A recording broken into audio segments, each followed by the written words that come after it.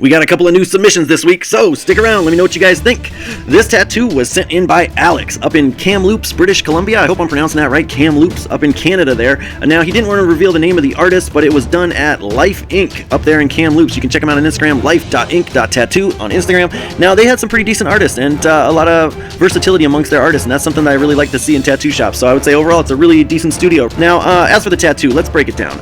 I can't judge the design on this one. I don't know if this was custom designed or if this is from something, so if you know in the comments below, let me know. As for the line work, I zoom in here and it all looks pretty clean. The points are really good, and that's something I always tell you guys, you gotta judge when you zoom in, how do the points look, and overall I think it's pretty good. The teeth and everything look really clean. Now when I go over to the healed version though, unfortunately it gets a little bit blurrier, but overall when I zoom in here, I'm seeing some inconsistencies. This line's a lot thicker, these lines are a little fainter, a little choppy, didn't come out perfect, and so I think it's not perfect quality. Again, I zoom up here and I can see gaps in lines and stuff like this, so the consistency was a little bit off. So for the line work, I'm going to give it a 6 out of 10.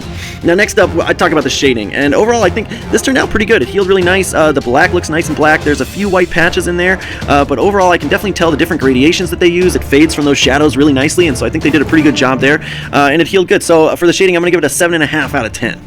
Now for the healing, again, that black healed really well. It held up nicely, but when I go back here, I can see that they really did a lot of white and white highlighting up in the skeleton here and all throughout the dinosaur, but when I go back, it's pretty much non-existent. It didn't hold up very well at all, and again, on this sort of fair skin type, those colors should pop out easily. So for the healing, I'm going to give it a 7 out of 10.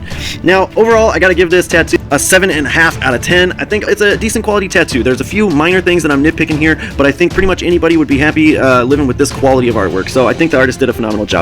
Alright, that's it for this one. Let him know what you think of his tattoo down in the comments below. Otherwise, send in your tattoo if you want to know how it rates. See you in the next one. Bye-bye.